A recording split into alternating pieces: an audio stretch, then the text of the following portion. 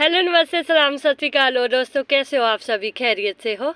तो फ्रेंड्स, आज मैं आपको किचन वेस्ट से और गार्डन वेस्ट से बनी हुई मिट्टी और खेत से इसे आई हुई मिट्टी के बारे में थोड़ी सी डिटेल दे देती हूँ, जहाँ तक मैंने एक्सपेरिमेंट करके देखा है। तो देखो, जो ये हमारे गार्डन वेस्ट किचन वेस्ट से मिट्टी बनी होती है, ये ब्लैक कलर की क्यों हो जाती है, इस बात का सभी को मालूम है कि जब हम इसमें ऑर्गेनिक मैटर डालते रहते हैं, फर्टिलाइज़र डालते हैं या गार्डन वेस्ट किचन वेस्ट को डिकम्पोस्ट करते हैं, तो उसकी जो मिट्टी होती है वो ब्लैक कलर की होती है। तो जो खेतों से मिट्टी होती है वो इस तरह से, जो हमारी पंजाब की जो मिट्टी है वो इस तरह से है। थोड़ी सी इसको बोलते हैं साडे पिंड दी हवा है पंजाबी ते साड़ी धरती का रंग है गुलाबी। तो इसको बोल सकते कि ये थोड़ी सी है हल्की गुलाबी बोल सकते हैं, ऐसे ही बोलते हैं, बस ऐसे ही सुना हुआ है कि इसको ऐसे बोलते हैं। तो मिट्टी बहुत उपजाऊ होती है, ये खेतों से मिट्टी आई हुई है। ये मैंने स्पेशल जो है बीज मैंने कुछ भिंडी के बीज और कुछ शिमला मिर्च के बीज ग्रो करने हैं। तो इसका भी मैं रीज़न बता देती हूँ फ्रेंड्स कि जो किचन वेस्ट और गार्डन वेस्ट से मिट्टी बनी होती है ना, तो क्योंकि वो उसमें जो पत्ते होते हैं किचन वेस्ट के, मतलब प्याज के हो गए, गोभी के हो गए, किसी भी चीज़ के हो गए, तो उसमें तो कोई कंकर नहीं ना होता है, क्योंकि वो पत्ते होते हैं वो डिकम्पोस्ट हो जाते हैं, तो उनमें कंकर कहाँ से होता है। तो जब हम जैसे मिट्टी डाल देते, एक लेयर मिट्टी की डाल देते, तो मिट्टी में हल्के हल्के कण है, रेत के है। तो जब हम इसको पानी में डुबोते हैं ना, जो खेत वाली मिट्टी होती है, तो इसका क्या होता है कि ये सारी नीचे बैठ जाएगी, ऊपर पानी जो है साफ आएगा। तो जब ये किचन वेस्ट वाली मिट्टी बनी होती है, वो इतनी ये घुलनशील हो जाती है कि इसको हम फर्टिलाइज़र के तौर पर भी दे देते हैं। आपने सभी ने देखा है कि जब हम वर्मी कंपोस्ट या किचन कंपोस्ट देते हैं, पौधों को फर्टिलाइज़र के तौर पर भी देते हैं, तो वो घुल जाता है, क्योंकि इसमें जो है मिट्टी नहीं है, भारीपन नहीं है, कि जिससे गुरुत्वाकर्षण होता है कि जो वो नीचे बैठ जाता है, क्योंकि ये घुल जाता है। तो इसका एक मैं छोटा सा एग्जांपल आपको बता देती हूँ। जैसे मान लो आपने पूरियाँ बनानी है, पूरी या भटूरे बना रहे हैं आपने, तो उसके लिए आप जो मैदा लेंगे, तो मैदा जैसे मान लो एग्जांपल के तौर से, देखो मैं बड़ी भयंकर हूँ, एग्जांपल भी बड़े खतरनाक दे देती हूँ। तो जैसे मान लो आपने एक बॉल भर के आपने मैदा लिया है, तो उसमें आप सूजी डालेंगे, तो थोड़ी सी क्वांटिटी में डालेंगे ताकि वो थोड़े से क्रंची हो जाए, तो फुले फुले से हो जाए। तो तो जो सूजी आप थोड़ी डालेंगे, साथ में उसमें दही भी डालेंगे, तेल भी डालेंगे, अजवाइन भी डालेंगे, है ना। तो उससे क्या होगा, वो आपके पूरियाँ बन जाएगी या भटूरे बन जाएंगे, छोले भटूरे। थोड़े मुँह च बाहर तो नहीं आ गई कितनी छोले भटूरे का नाम सुन के। तो इस तरह से भटूरे बनेंगे। तो जब आपने मट्ठियाँ बनानी है या कुछ कुरकुरे, मतलब मट्ठियाँ, मैं कौन से बड़ी किचन में काम मेरे को खुद नहीं आते हैं, मतलब पता तो है ना। तो अगर आपने मान लो मट्ठियाँ बनानी है, तो उसके लिए आप जितना बॉल भर के आप मैदा लेंगे, तो उतनी ही क्वांटिटी का आप सूजी भी लेंगे। तो उसमें आप क्या डालेंगे, सिर्फ तेल डालेंगे, अजवाइन डालेंगे। तो उसमें आप दही नहीं डालेंगे, क्योंकि दही का काम है पूरियों को फूलने का। जो मट्ठियाँ होगी वो होगी कैरियाँ, वो चपटी सी होगी, वो साथ में कुरकुरी होगी। इंग्रेडिएंट उसमें क्या नहीं डाला, सिर्फ दही डाला है। अगर दही डालेंगे तो पूरियाँ बनेंगे, नहीं डालेंगे तो आपके वो मट्ठियाँ बन जाएगी। सोचने वाली बात है फ्रेंड्स। देखो, जितना मैंने समझाना था मैंने समझा लिया। तो वही काम होता है कि जैसे हमने गार्डन वेस्ट किचन वेस्ट से मिट्टी बनाई होती है, ये बहुत ही ज़्यादा हल्की होती है। अगर इसमें हम राइस हस्क भी डालते हैं ना, तो राइस हस्क भी जो है, जब पूरे साल के बाद वो डिकम्पोस्ट हो जाता है ना, बिल्कुल एक एक छिलके, वैसे तो टाइम बहुत लगता है इसको, पर जब ये पाउडर फॉर्म में बन जाता है, तो जो हमारी मिट्टी है ना, बहुत घुलनशील बन जाती है। तो एक टाइम के बाद वो इतनी हल्की हो जाती, इतनी घुलनशील हो जाती है, जैसे आपने जैसे पाउडर है, पाउडर को आप छिड़केंगे पानी में घोले, तो वो क्या होगा, जम जाएगा। आटा होता है ना, आटा बिल्कुल कैसा होता है, उसमें कौन से कंकर होते हैं, तो पानी डालते वो नीचे बैठ जम जाता है ना, तो वो ऐसे मुट्ठी में करेंगे तो वो डो बन जाता है। तो किचन वेस्ट और गार्डन वेस्ट का भी सेम यही तरीका है। तो जब हद से ज़्यादा किचन वेस्ट और गार्डन वेस्ट डिकम्पोस्ट हो रहा है, उसमें रेत की मात्रा नहीं है, तो फिर वो ना बैठ जाएगा। तो उसमें जो है, मतलब ऐसे जम के बैठ जाएगा, फिर वो डिकम्पोस्ट, मतलब पानी की उसमें होल्ड ही करेगा, फिर उसको ड्रेन नहीं करेगा, क्योंकि किचन वेस्ट ऐसा फिर हो जाता है ना, अगर उसमें कुछ भी नहीं डालेंगे। अगर उसमें बाद में राइस हस्क भी डाल देते तो फिर थोड़ा सा ड्रेनेज सिस्टम अच्छा हो जाता है। थोड़ा सा ध्यान रखना होता है। मैं इसको अभी छान के दिखाती हूँ, देखना है कितना सुंदर बनेगा। तो ये देखो मिट्टी छानने के बाद कितनी अच्छी हो जाती है, कितनी भुरभुरी हो जाती है, बिल्कुल हल्की हो जाती है। अगर इसमें हम पानी डालेंगे ना तो ये बिल्कुल ऐसे जम जाएगी, बिल्कुल आटे की तरह, आटे की तरह गूंद लो उसको ऐसे ऐसे। तो अभी इसमें हमें अगर सीडलिंग करनी, क्योंकि मोटा मोटा पार्ट तभी निकाल देती हूँ ना, क्योंकि ये पता है क्यों रखते हैं, जो ये बड़ा होता है ना कि उसमें बैक्टीरिया होते हैं। जब हमने किसी, जैसे मैंने अभी क्रेट में उधर किचन वेस्ट रखा हुआ है, तो ये मोटा मोटा पार्ट इसके ऊपर रखूँगी, ताकि क्योंकि इसकी ये किचन वेस्ट की बनी मिट्टी है ना, तो साथ में उसकी डिकम्पोस्ट होने की जो प्रक्रिया होगी ना वो फास्ट होगी। ये वही बड़ा तरीका होगा जैसे हम दही जमाने के लिए जाग लगाते, मतलब उसको हमारे जाग बोलते हैं। छोटा सा मतलब स्पून दही का डालते तो फिर वो दही जम जाता है, और बाकी थोड़े की कहते होता मैंने पता नहीं है। तो ये देखो अभी ये किचन वेस्ट से बनी हुई मिट्टी है और ये खेत से लेकर आई हुई मिट्टी है। तो अभी ये मुझे थोड़ा सा, मुझे तो कुछ खास अंतर नहीं दिखा क्योंकि मुझे खुद दिख ही नहीं रहा फ़ोन में। तो ये देखो काले कलर की है क्योंकि इसमें हमने बहुत सारा लिक्विड फर्टिलाइज़र डाला हुआ है, और साथ में ये सूखे पत्ते हैं, गार्डन वेस्ट, किचन वेस्ट है। तो ये खेतों की मिट्टी है, तो ये इसका कलर और है। तो इसको हम करेंगे मिक्स, क्योंकि हमने शिमला मिर्च के पौधे बीज लगाने हैं ना, तो इसमें साथ में हम डालेंगे गोबर, क्योंकि मिट्टी है वैसे हल्की मिट्टी है। तो सीडलिंग के लिए मैंने तो अभी यही चीज़ें ली हुई है, रेत वगैरह। तो बस खेत की मिट्टी तभी तो ले आई हूँ मैं, ताकि ये थोड़ा सा इसका ड्रेनेज सिस्टम सही हो, क्योंकि अभी राइसस के वगैरह तो है नहीं मेरे पास। अभी मंगाया है मैंने राइसस, क्योंकि मैंने अभी जो है शिमला मिर्च लगाने हैं, बैंगन के पौधे लगाने, भिंडी लगानी है, और बस यही चीज़ें लगानी है। तो ये देखो मेरा सॉइल मीडिया हो चुका है तैयार। तो इसमें हम लगाएंगे शिमला मिर्च के पौधे। तो चलो मैं इनको भर देती हूँ, फिर बीज लगाते हैं इसमें। तो इस तरह से बीज मैंने जो है परसों के मैंने टिश्यू पेपर में रखे हुए थे, और इनको मैंने पानी में भिगो के रखे हुए थे। भिंडी के पौधे बीज भी मैंने ऐसे ही भिगो के रखे हुए हैं। भिंडी के तो मैं अभी देखती हूँ किसी और में लगा देती हूँ। वैसे तो अगर आप टिश्यू पेपर में 4-5 दिन रखेंगे तो इनमें स्प्राउटिंग शुरू हो जाती है, तो वो और भी ज़्यादा आसान होता है। फिर उनको चाहे डिस्पोजल ग्लास में ऐसे डाल दो तो वो तुरंत जो है 2-3 दिन में जो है उसमें जो है मतलब ये उग जाते हैं। तो बस इनको हमने दबाना है, बस बिल्कुल थोड़ा सा हल्का ही दबाना है, क्योंकि हमारे पास सॉइल मीडिया वो वाला नहीं है ना, कोकोपीट वगैरह वाला जो हल्का सॉइल मीडिया होता है। तो हमारे पास ये चीज़ें होती तो अभी ये गार्डनिंग ऐसे ही उड़ मजूड़ बड़ी गार्डनिंग थोड़ी होती है ना।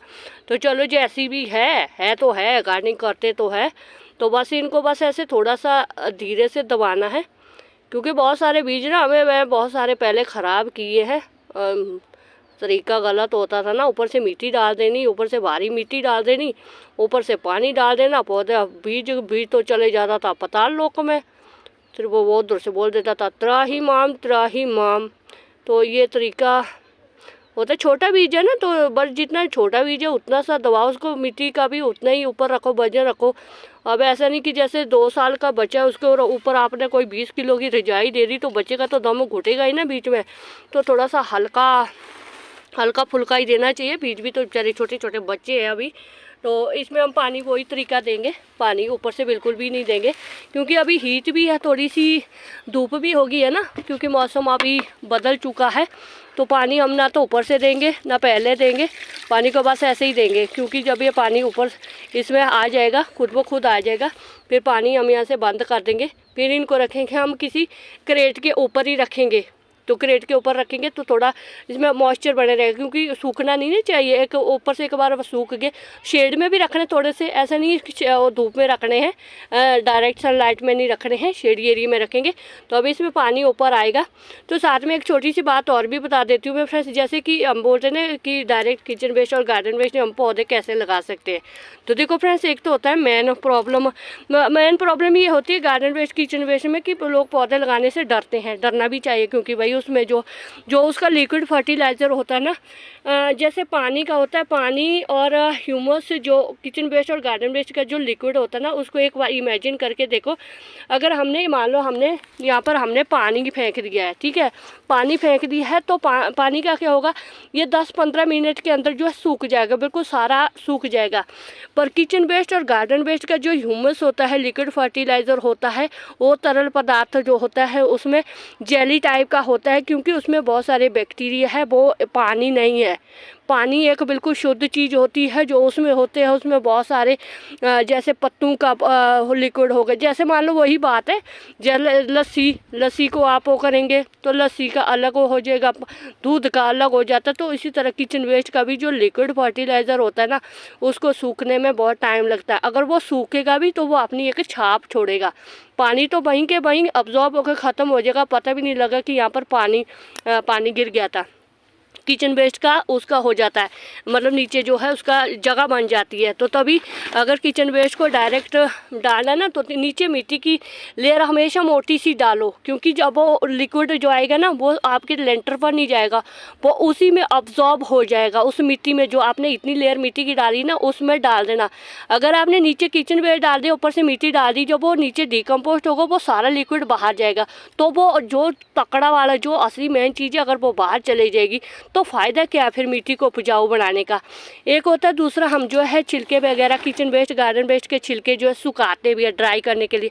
सुखाने भी ज़रूरी होते हैं, बस सुखा के उनका क्या हो जाता है कि जब उनको सुखा दिए तो वो सूखे रह गए, तो उसमें बचा क्या है फिर। तो जो उसका लिक्विड होगा जितना वो मिट्टी में होगा तो उतनी मिट्टी हमारी उपजाऊ होगी। साथ में जो किचन वेस्ट और गार्डन वेस्ट में जब आप गार्डन वेस्ट किचन वेस्ट डालते हैं ना गमले में या किसी भी चीज़ में, देखो इसमें मैंने कितना सारा गार्डन वेस्ट डाला हुआ है। तो नीचे मिट्टी की लेयर डाली है, ऊपर से मैंने देखो किचन वेस्ट गार्डन वेस्ट डाला है। ये भर रही हूँ मैं, क्योंकि मैं direct kitchen waste garden waste को इसी के लिए तो हम बोलते हैं इसको गार्डन और किचन वेस्ट डायरेक्ट प्लांट लगाने को। तो ज़्यादातर आसान पता है क्या होता है कि गार्डन वेस्ट किचन वेस्ट में ज़्यादातर होते हैं जिनके बीज ना छोटे बीज होते हैं, जैसे पालक मेथी धनिया सरसों का साग, वो हो जाता है इस तरह किचन वेस्ट में, डायरेक्ट किचन वेस्ट में। क्योंकि इसके ऊपर हमने एक लेयर मोटी लेयर भी तो मिट्टी की डालनी है ना। तो जितने वो नीचे kitchen waste garden waste decompost होगा तो वो ऊपर में जितने वो सीडलिंग होगी जड़ें होगी तो उतने में 15 दिन तो लग ही जाते हैं ना एक पौधे को बीज को अंकुरित होने में, उसकी जड़ें मारने में। उतने में तो वो नीचे डिकम्पोस्ट हो जाता, उसका ह्यूमस जो लिक्विड फर्टिलाइजर वो सूखने लग जाता, मिट्टी में अब्जॉर्ब हो जाता है। तो फिर वो हानिकारक किसी जगह का लाभदायक चीज़ होती है पौधे के लिए, जो पौधे के लिए एक खुराक होती है। तो वही हिसाब किताब होता है। और दूसरा होता है कि जैसे मैंने अभी शिमला मिर्च के सीडलिंग की है, तो जैसे मान लो हमने सीडलिंग की तो इस तरह के डिस्पोजल ग्लास हो चाहे इस तरह के ग्रो बैग हो, इसमें जब हम पौधा लगाते हैं ना तो इनको निकालने का पता क्या, इन ऐसे पौधों को पता कैसे लगाते हैं। जैसे अब ये देखो ये है, मान लो समझ लो इसको, ये बैंगन का पौधा है, भिंडी का है, शिमला मिर्च का है, तो उसको बस ऐसे ही रखना है गार्डन वेस्ट और किचन वेस्ट में। इसको डैमेज नहीं करना है, क्योंकि इसका एक शेप बन चुका है, इसका प्रोटेक्शन बनी हुई है कि अभी इसकी जड़ें वगैरह नीचे ही है। तो गार्डन वेस्ट किचन वेस्ट नीचे है, तो इसके ऊपर से आप अगर इसके आले दाले आप किचन वेस्ट भी डालते हैं, मिट्टी भी डालते हैं, तो इनकी जड़ें अभी बाहर नहीं है, पौधा छोटा है। तो जितने में वो पौधा बड़ा हो गया तो जो किचन वेस्ट गार्डन वेस्ट को डिकम्पोस्ट होने में कौन से सालों लगते हैं, जल्दी तो डिकम्पोस्ट हो जाता है। उसकी जो लिक्विड जो वाटर निकलता ना, पानी निकलता, तरल पदार्थ निकलता है, बस वो निकल गया तो फिर वो सटा रहेगा, फिर वो ख़त्म हो जाएगा, फिर उसका कोई ऐसा नुकसान नहीं होता। मैं तो कभी नुकसान नहीं हुआ भाई, थोड़ा सा हाँ सावधानी ज़रूर रखनी पड़ती है। और पानी का इसलिए सावधान रखते, पानी कम तभी मैं बोलती हूँ कि पानी कम डालो, क्योंकि वो साफ होता है। जैसे मान लो आपने किसी एनवलप को आपने आग लगाई है, लिफाफे को आग लगाई है, तो उसमें अगर आपने ऊपर से एकदम से पानी डाला तो वो नीचे सपाट बैठ जाएगा, फिर वो सूखेगा, फिर उसमें आग कभी लगेगी नहीं, लगेगी तो बहुत धीरे से लगेगी। तो अगर आप उसको तुरंत उसी टाइम जलने देंगे तो वो एकदम से 5 मिनट लगे 10 मिनट में वो ख़त्म हो जाएगा। तो किचन वेस्ट का भी यही चीज़ होती है कि इसमें अगर आपने ऊपर से पानी एक्स्ट्रा पानी देते रहे तो जो इसके जो इसमें जो हीट होगी वो एकदम से ठंडी हो जाएगी और उसके जो बैक्टीरिया वो भी ठंडे पड़ जाएंगे और डिकम्पोस्टिंग का जो प्रोसेस है वो भी धीमा हो जाता है। तो डायरेक्ट पौधे इस तरह का लगा लो, चाहे आपने परमानेंट प्लांट लगाना, वैसे तो परमानेंट प्लांट किचन वेस्ट में लगाना नहीं चाहिए, सब्जी हमारे पौधे लगा सकते हैं। तो ये तरीका होता है कि आप इस तरह से डायरेक्ट किचन वेस्ट में, अगर आपके पास भिंडी की या बैंगन का पौधा हो चुका है तो उसको ऐसे या डिस्पोजल ग्लास में भी रख सकते हैं, किसी चीज़ में रख सकते हैं। तो फिर उसको ऐसा रखो, प्रोटेक्शन रखो, तो उसके आड़े दाड़े चाहे फिर किचन वेस्ट डालो, मिट्टी डालो, वो पौधा वहाँ से सर्वाइव करेगा ही करेगा। तो बस ये था मेरा आज का वीडियो। अगर मेरा वीडियो फ्रेंड्स आपको थोड़ा सा भी अच्छा लगता है तो बस एक लाइक कीजिएगा और चैनल पर नहीं हुए तो चैनल को सब्सक्राइब जरूर करें। तो शुक्रिया फ्रेंड्स, जिंदे वास्ते रो वाहिगुरू जी थानू ढेरों कामयाबियां दे। तो देखो पानी का यही प्रोसेस है। अभी देखो पानी इसमें जो ऊपर आएगा तो फिर इसमें जो है ऊपर से हमने पानी नहीं देना। तो ये छोटा सा तरीका है सीड्स वगैरह ग्रो करने का और डायरेक्ट किचन वेस्ट और जो है गार्डन वेस्ट में प्लांट्स लगाने का। थोड़ा सा एक्सपेरिमेंट करते रहा करो, नुकसान होता है तो हो ही जान, तो कोई बात नहीं। तो बस शुक्रिया फ्रेंड्स, जिंदे वास्ते रो वाहिगुरू जी थानू ढेरों कामयाबियां दे।